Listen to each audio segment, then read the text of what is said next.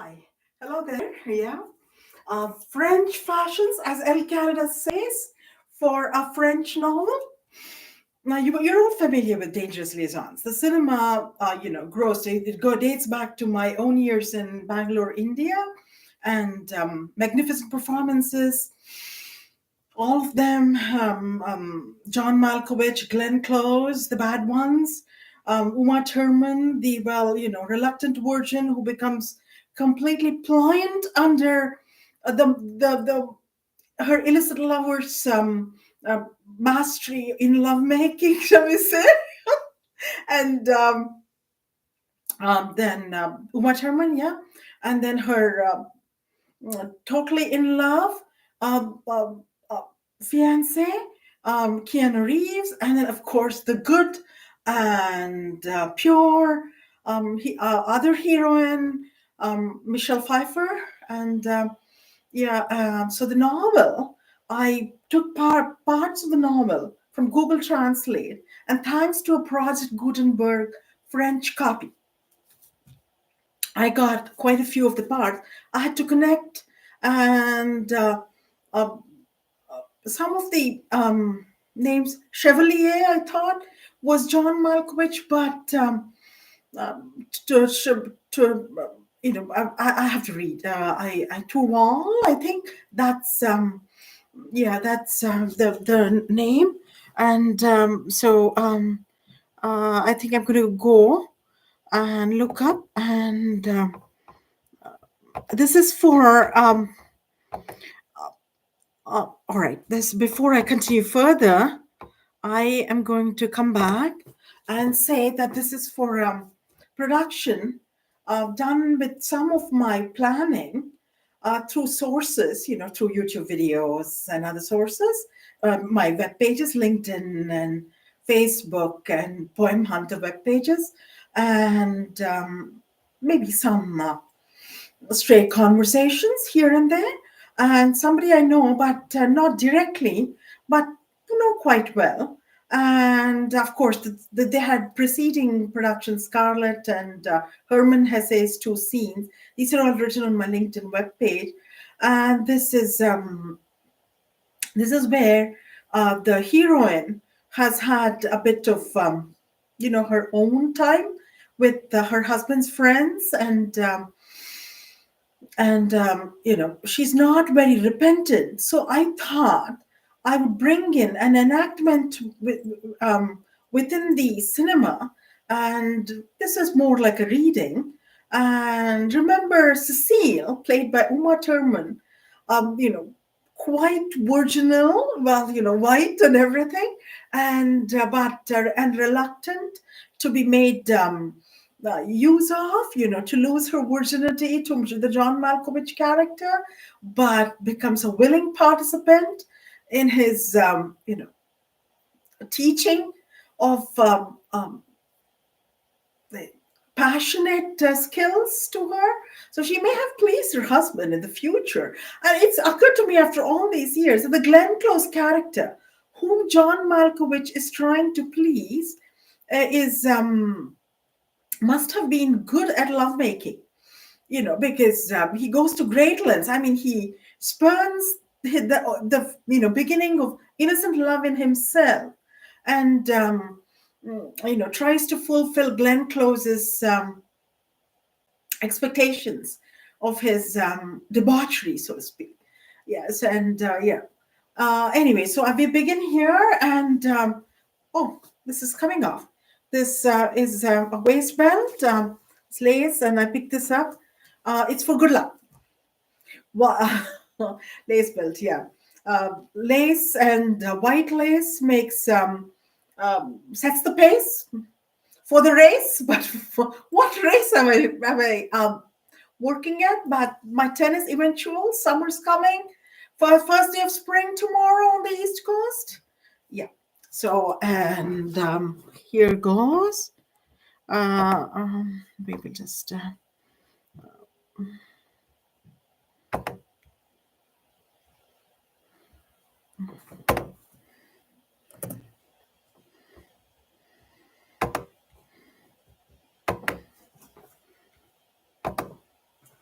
Okay. Portions of the 1782 French novel, and this was before the um, French Revolution, which came in 1789, and even the American Declaration of Independence, which was 1784. So you can see how the aristocrats kind of, misuse society's freedom given to them because of their wealth. And I suggest, if you know French, I suggest you read it. A French novel, Liaisons Dangereuses. I don't know I don't know French, by Pierre Choderlos de Lechaud. All right, acknowledgements, Project Gutenberg and Google Translate went ready in 19 April 1782. So that's when. So let's return to the notes from the secret memoirs. So this is an introduction, and the novel Dangerous Liaisons has produced so many temptations through the allusions that some have claimed to find in it, through the malice with which each reader applied the portraits it contains to famous people. It has finally resulted in a general key which encompasses so many heroes and heroines of society that the police have stopped its distribution and have prohibited public places where it was read from listing it in their catalogs. So this is like Lady Chatterley's lover, D.H. Lawrence's band book, and the author is the son of a Mr. Choderlos, first clerk to a financial intendant. Some of it is French, so it's literal translation. It doesn't gel well with English, but Google Translate is marvelous. You can't do all of the script. You have to do portions only, because then it would be cheating, right? I mean, that there are French translators. He has, and so this. I'll cut through the chase. There's some Latin as well. Fainum habet in cornu launch fuge. I think Latin pronunciation has to be a little different. Fainum habet in cornu, longe fuge, or something like that. And is indeed a small, but to desire to receive your letters, forced to choose, I prefer, I confess, side of my desires to that of my fears. What I did not want to owe to my indiscretion, I hope to obtain from your politeness, and it is so difficult to stop in one's desires that I wish at present to deserve that at least in the future your politeness will no longer be the only motive for your correspondence. Okay, this is more. My grandmother speaks of you. I even still speak of it every day with my father, who is no longer young. And to tell the truth, I'm no longer young myself. So this is more like an introduction. And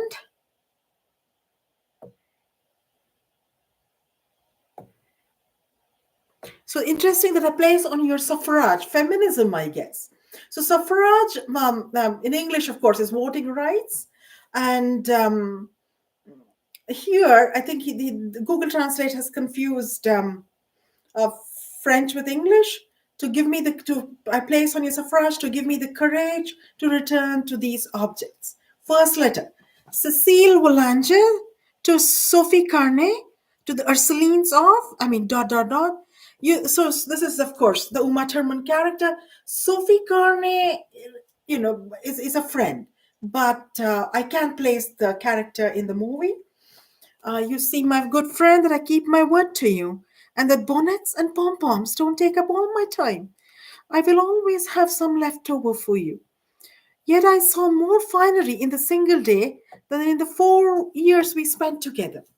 And I believe that the superb Tenuel will be more upset on my first visit, when I fully intend to ask for her, than she thought to cause us all the time she came to see us in Fiocchi. Mama consulted me.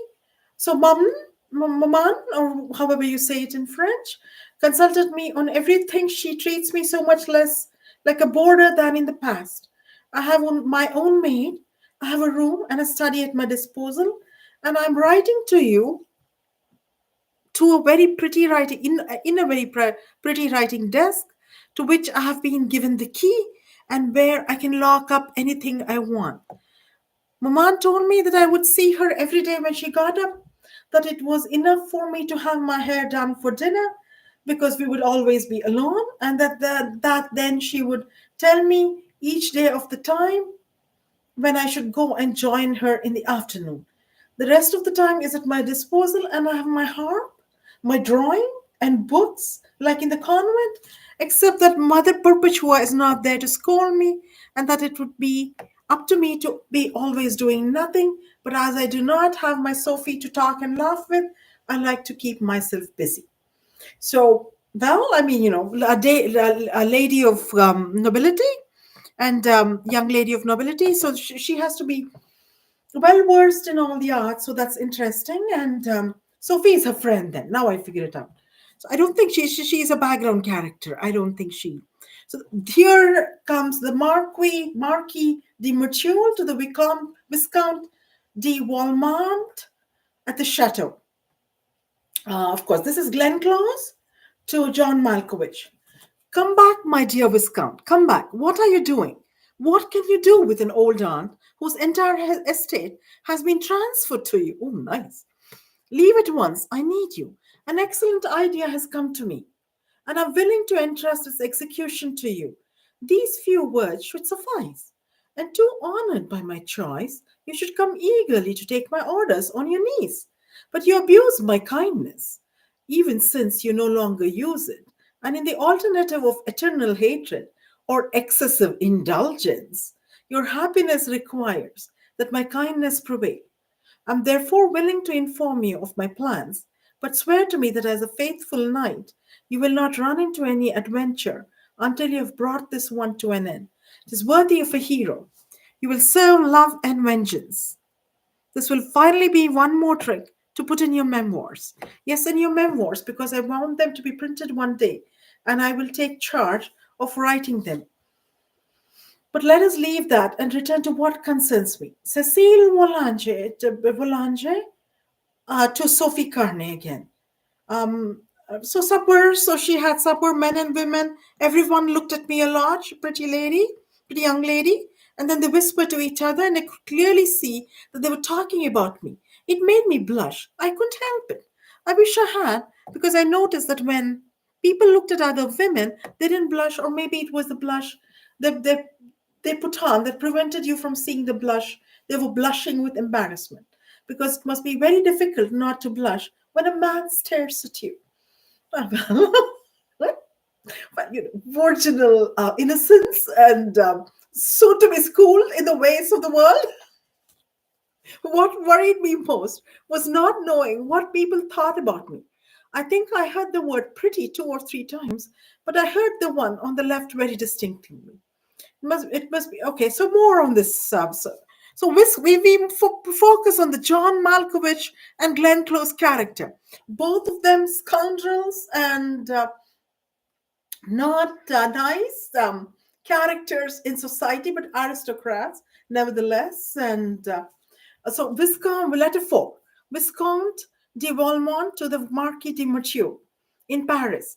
Your orders are charming. Your way of giving them is even more gracious. You would make more despotism. You would make despotism cherished. I mean, this is what they say. This is not the first time, as you know, that I regret, as a democratic uh, political ideal upholder, I feel really sorry. I mean, they had the French Revolution coming. This is not the first time, as you know, that I regret no longer being your slave and master, as you say I am. I never recall without pleasure the time when you honored me with sweeter names. Often I even deserve them again, and to end up with you setting as an example of constancy to the world. But greater interests call us. To conquer is our destiny. We must follow it. Perhaps at the end of our careers, we will meet again. For without offending you, my very beautiful Marquise, you at least follow me with equal steps. And since separating for the happiness of the world, we preach the faith each on our own.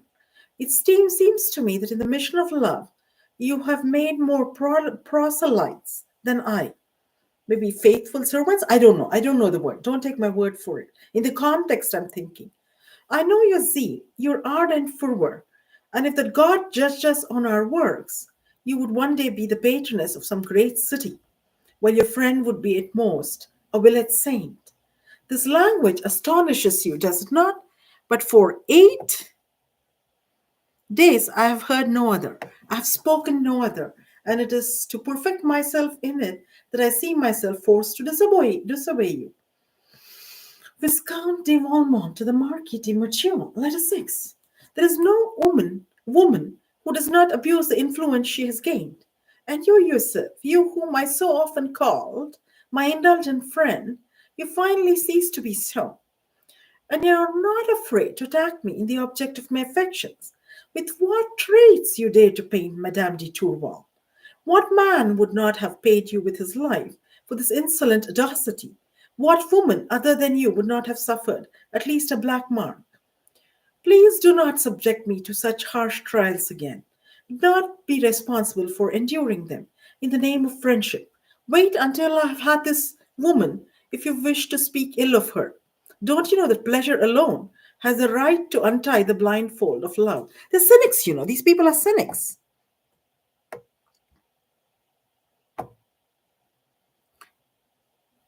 Does de Tourval need illusions? So Madame de Tourval is the Michelle Pfeiffer character. No, to be adorable, she only needs to be herself. You accuse her of dressing badly.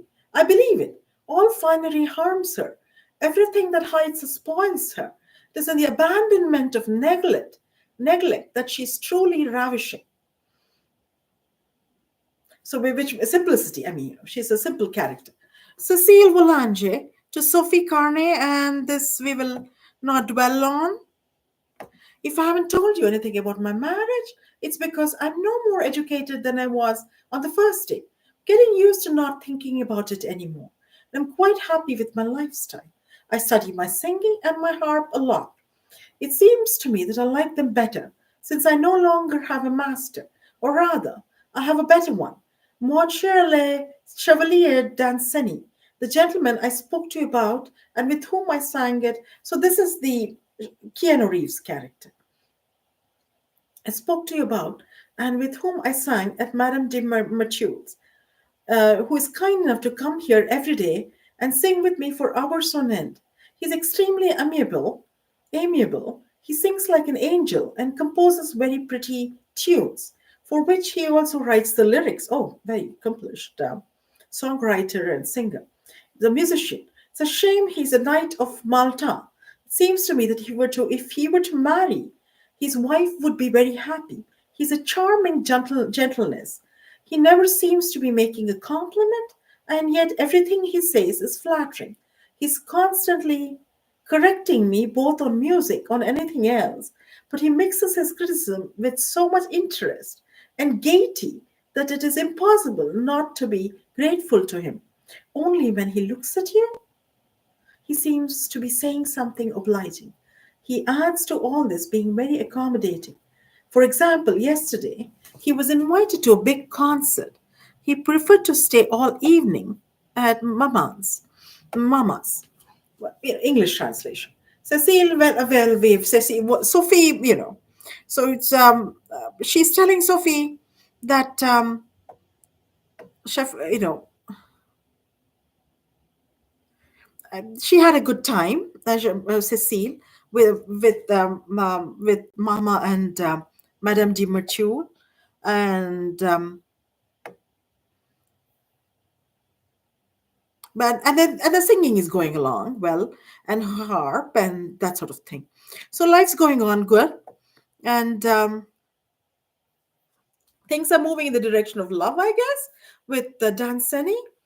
So Chevalier Danceny to Cecile Volange. Before giving myself over, mademoiselle, shall I say to the pleasure or the need of writing to you, I begin by begging you to hear me. I feel that to dare to declare my feelings to you, I need indulgence. If I only wanted to justify them, it would be useless. What am I going to do after all? Show you your work? And what do I have to say to you? That my looks, my embarrassment, my conduct, and even my silence have not told you before. Well, why should you be angry at a feeling you have aroused? emanating from you, it is undoubtedly worthy of being offered to you. If it is burning like my soul, it is pure like yours.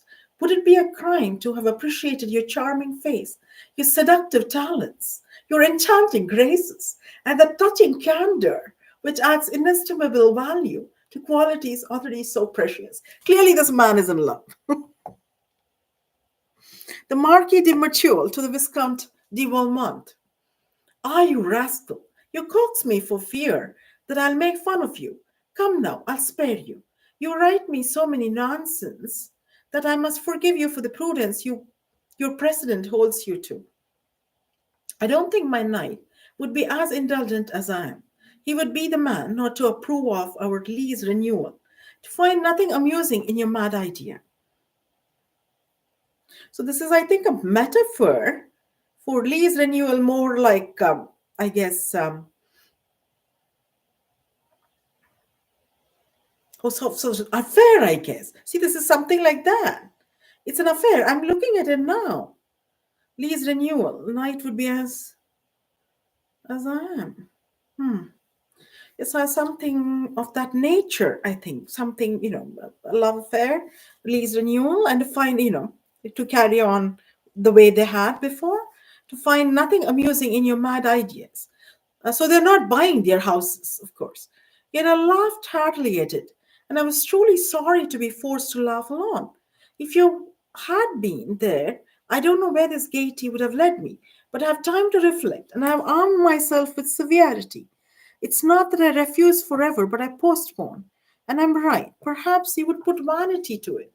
As once you've been bitten by the game, you don't know where you will stop. I'd be a woman to chain you up, to make you forget your precedent. And if I, unworthy me, were to disgust you with virtue, see what a scandal. To avoid this danger, here are my conditions. Disgust you with virtue, these people. Of Vicomte de Valmont to the Marquis de Mature. Finally, my beautiful friend, have taken a step forward, but a big step, and one which, if it has not led me to my goal, has at least made me realize that I'm on the right path, and has dispelled my fear of having lost my way. I have finally declared my love, and although the most stubborn silence has been maintained, have received perhaps the least equivocal and most flattering response. But let us not anticipate events and begin again from a little earlier. And well, I wanted the scandalous approach. So this is, of course, he's declaring that he's in love with the Michelle Pfeiffer character, Madame de Tourval. And this is not going down well with Madame de Mature and the Glenn Close character. And so yesterday afternoon, he informed me that the furniture of an entire family who could not pay the tax was to be seized today morning.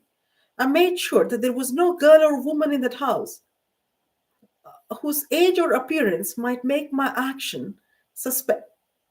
So I mean, the aristocrats would be nice, but they would want the virtue of the girl or woman. Well, we have changed times. We don't do all that sort of thing anymore. But that was in France back then. Cécile Boulanger to the Marquis de Mature. My God, how kind you are, madame. How well you sense that it would be easier for me to write to you than to speak to you. So slowly, Cécile Boulanger is being taken into the path of vice, not virtue, so to speak. Until now, she's been virtuous. Also, what have I to say to you is very difficult. But you are my friend, aren't you? Oh, yes, my very good friend. I will try not to be afraid. And besides, I need you so much. Your advice. I'm very upset. It seems to me that everyone can guess what I'm thinking. And especially when they are here, I blush as soon as anyone looks at me. Yesterday, when you saw me crying, it was because I wanted to speak to you. And then I don't know what was stopping me. And when you asked me what was wrong, my tears came in spite of myself. I couldn't have said a word. Without you, mother would have noticed. And what would have become of me? Yet this is how I spend my life, especially for the past 4 days. It was on that day, madame. Yes, I'll tell you. It was on that day. The Monsieur Le Chevalier d'Anceny wrote to me. The Marquis de Mathilde To the Viscount de Valmont, as soon as you fear success, my dear Viscount, as soon as your plan is to provide weapons against you, and you desire less to win than to fight, I have nothing more to say. Your conduct a masterpiece of prudence. Excuse me. It would be one of foolishness if it were the opposite. And to tell you the truth, I fear you're deluding yourself. What I reproach you for is not having taken advantage of the moment. On the one hand, I don't clearly see that it was right. On the other, I know well enough. Whatever anyone says, that a missed opportunity is found again, while one never recovers from a hasty step. But the true lesson is to have allowed yourself to write. I challenge you now to foresee where this may lead you.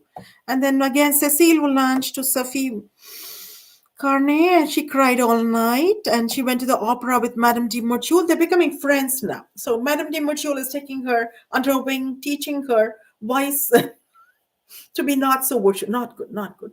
We talked, well, I offered a drink to friend's daughter, but that's about it. I don't know if I have to tell, why would I give up secrets too, besides? Then that would not be right. Then the mother may be teaching wise. We talked a lot about my marriage, and I didn't learn anything good about it. It's Monsieur Lecomte. So this is she's getting married, as her mother has arranged it to good court, whom I'm to marry, and it's to be in October. He's rich. He's a man of quality. He's a colonel in the regiment. So far, so good.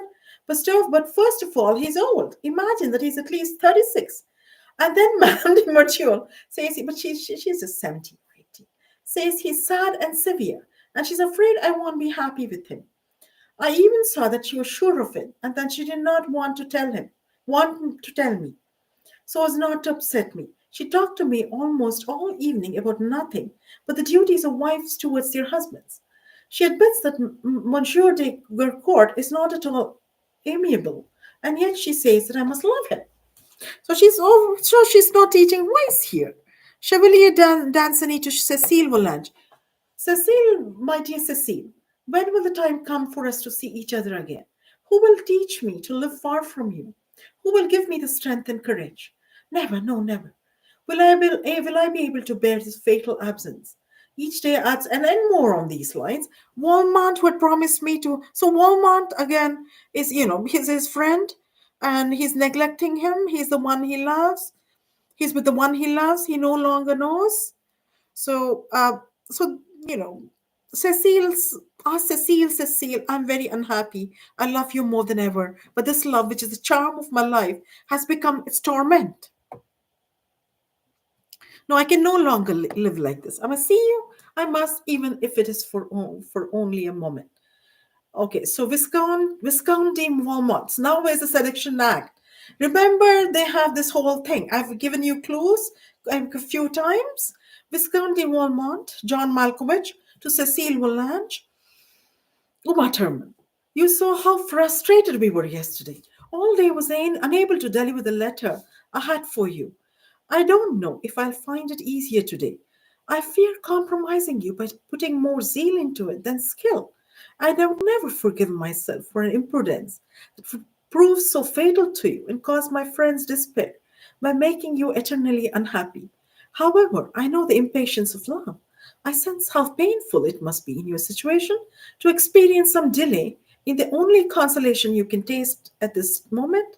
By dint of worrying about ways to remove obstacles, I found one whose execution will be easy if you take some care. I think I noticed, see, here it begins, that the key to your bedroom door, which opens into the corridor, is still on your mother's mantelpiece. Once we have the key, we will have a few precautions to take against the noise of the door and the lock, but they're quite easy. You'll find some oil and a pen under the same cupboard where I put your paper. You sometimes go home at times when you're alone. You should take advantage of this to oil the lock and hinges. The only caution you need to take is to watch out for stains that might be a sign against you. You'll also have to wait until nightfall, because if this is done with the intelligence you're capable of, it won't show up the next morning. Some more of these lines, and then later, if however someone notices it, don't hesitate to say it's the castle's door cleaner. In this case, you would have to specify the time. even the words he spoke to you. For example, that he takes the scare against rust for all the logs that are not in use. If you feel that it would not be likely that you would have witnessed the hassle without asking the cause. Just these small details that give plausibility, and plausibility makes lies inconsequential by removing the desire to verify them. Cecile Volange to the Viscount de Valmont. Despite all the pleasure I take, sir, in receiving letters from Monsieur de Chevalier d'Ancenet, and although I desire no less than he does that we able to see each other again, without anyone being able to prevent us, I have not dared to do what you propose. First of all, it is too dangerous. The ski that you want me to put in place of the other one resembles it quite closely, in truth, but still there is still a difference. And Mama looks at everything and notices everything. Moreover, although it has not yet been used since we've been here, it only takes one misfortune, and if it were noticed, I'd be lost forever. And then also, it also seems that it would be very wrong. Making a duplicate key like that is very strong. It is true that it is you, or I went out. It is you, true that it is you. It is true that it is you who would be kind enough to take charge of it. But in spite of this, if it were known, I would still bear the blame and the fault, since it would be for me that you would have done it. Finally, I wanted to try twice to take it. Certainly, it would be very easy if it were something else, but I do not know why I always begin to tremble and never have the courage. I therefore believe that it is better to remain as we are. Cecile Volange to the Viscount de Valmont. Beg you, sir, to be so kind as to give me back this key that you gave me to replace the other one. Since everyone wants it, I must agree to. I don't know why you told Mr. Dansany that I no longer loved him. I don't think I ever gave you reason to think so. And it hurt him a lot, and me too. I know very well that you're his friend, but there is no reason to upset him, nor me either. It would please me if you told me. Otherwise, the first time you write to me, and you're sure of it. For it is in you that he has the most confidence. And when I say something and it is not believed, I no longer know what to do. As for the key, you can rest assured I've carefully remembered everything you recommended in your letter. Then once you have that key, you'll be kind enough to use it to collect my letters. And that, so that's, I remember now. So that's the excuse. And that way, Mr. Dansony will hear from me more often. It is true that will be much more convenient than at present. But at first, it frightened me too much. I apologize. And I hope that you'll continue to be as accommodating as in the past. I'll also be very grateful. I have the honor to be, sir, your very humble and obedient servant. The Marquis de Mercure to Cecile Volange. Actually, there's no reference to any sexual organ, nothing. It's all, this itself is exciting. So the planning, the whole, what's the right word for it? The whole stealth revolving around it, and so that there is nothing with Marquis de Sade. There's little reference to all vagina and that sort of thing, but and of course the man's penis, but here nothing. Well then, little one, the Marquis de Mature to Cecile Volange. Well then, little one, you're very angry, very ashamed. This Monsieur de Valmont is a wicked man, isn't he? What? He dares to treat you like the woman he would love most. He teaches you what you were dying to know. This man is terrible. How he can't keep up illusions. Truly, his actions are unforgivable. And you, for your part, want to keep your wisdom for your lover who doesn't abuse it. You cherish only the pains of your love and not the pleasures. Nothing better. And you would feature wonderfully in a novel. Passion, misfortune, virtue above all. Such beautiful things. In the midst of this brilliant procession, one sometimes gets bored. It's true, but one makes it well portrayed. Look, poor child, how she is to be pitied. Her eyes were swollen the next day. And what will you say when they are your lovers? Come on, my beautiful angel. You want to always have them like that. Not all men are Walmarts. This is immature. And then don't dare raise those eyes anymore. So she's sort of sympathizing, and yet at the same time letting Walmart not be the villain. Or for example, you were quite right. Everyone would have read your adventure in them. Believe me, however, if it were so, our wives and even our young ladies would have a more modest look. You will then try, if you're wise, to reconcile with Walmart, who must be very angry with you. And since one must know how to repair one's stupidities, do not be afraid to make some advances to him. You will soon learn that if men make the first ones to us, we are almost always obliged to make the second ones. You have a pretext for the latter, for you must not keep this letter, and I require you to give it to Walmart as soon as you've read it. Do not forget, however, to reseal it first. First, you must allow yourself the credit for the approach you will take towards him, and that does not appear to have been advised to you. And then you're the only one in the world with whom I'm close enough to speak to you as I do.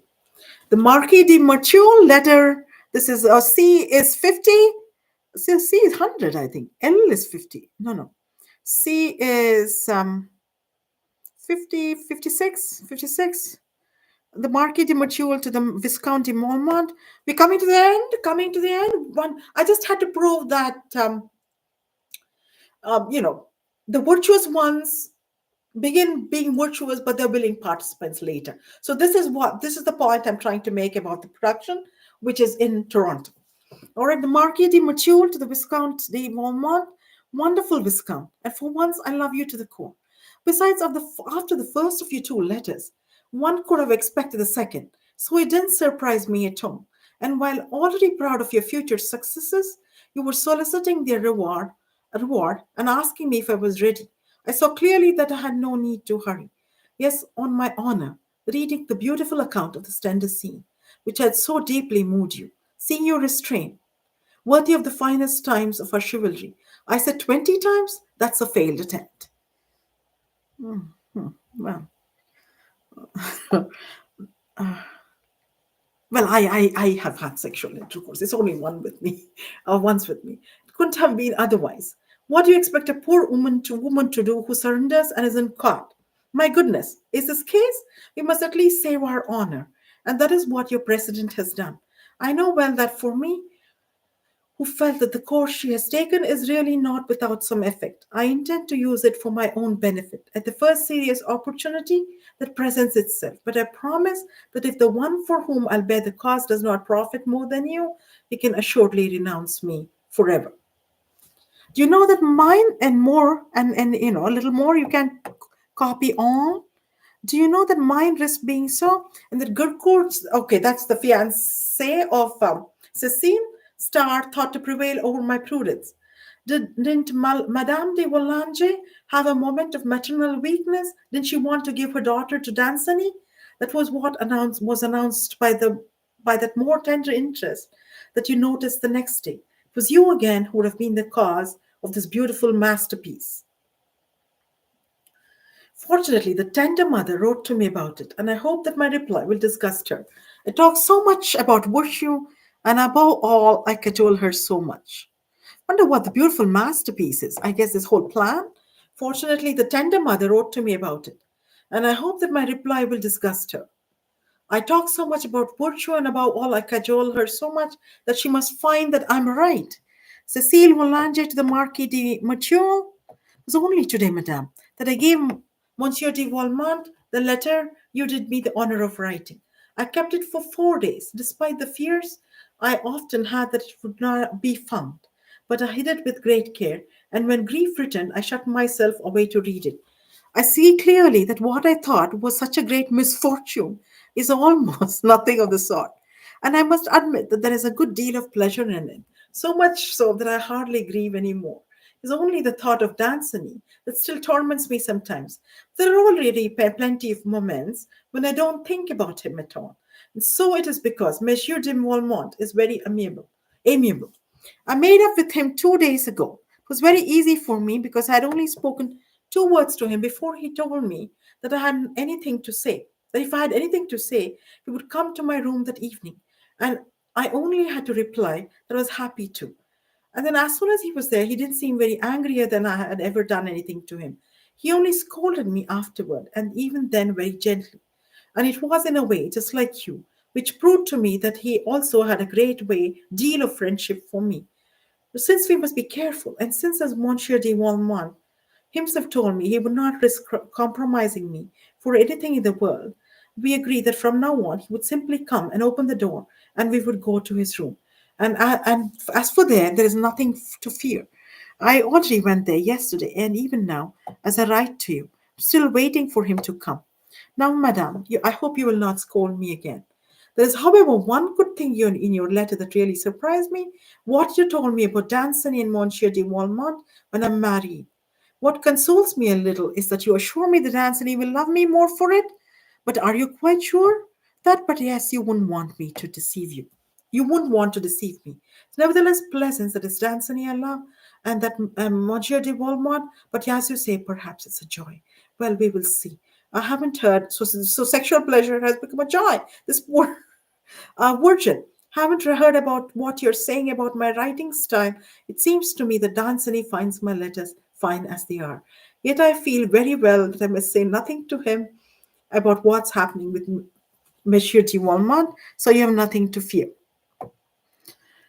Viscount de Walmont to the Marquis de Murday, Mathieu, powers of heaven, I had a soul for sorrow. Give me one for happiness.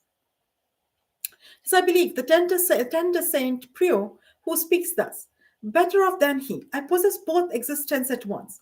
Yes, my friend, I am at the same time very happy and very unhappy. And since you have my complete confidence, I owe you the double account of my sorrows and my pleasures. Oh, all right. This we will skip all this. Or anything interesting, I will read.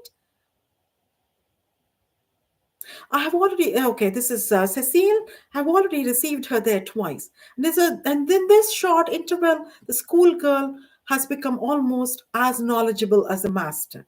Yes, truly, I've taught her everything, even courtesies. I've only expected precautions, so she mustn't get pregnant. See, that's occupied all night. This man does sleeps through the day and stays up through the night. Total debauchery. Love will see to that. Catechism of Debauchery for the use of my schoolgirl. Oh, well.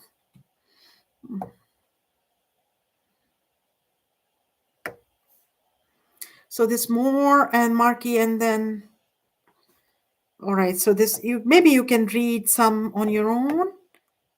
Anything more about Danceny, and Danceny never finds out. And of course, in the watch the movie. Okay, something interesting we'll see. Because I'm not supposed to read so much. It's against the copyright laws.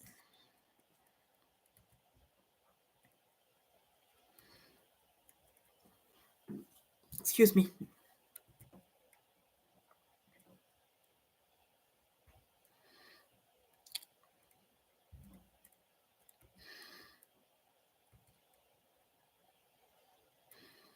Have you not yet noticed that pleasure, which is indeed the sole motive for the union of the two sexes, is nevertheless not enough to form a bond between them? Well, there has to be love, see? And that if it is preceded by desire, which brings together, is no less followed by disgust, which repels. It's a law of nature that only love can change and can have one love when one wants it. And one have love?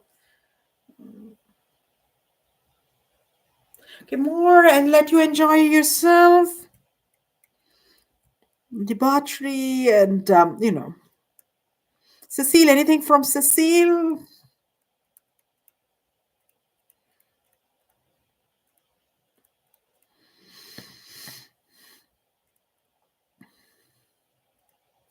So he's I'll let you watch the movie, and coming back, I would like to say that this is debauchery and depravity and mingled with delight, I suppose, sexual delights. But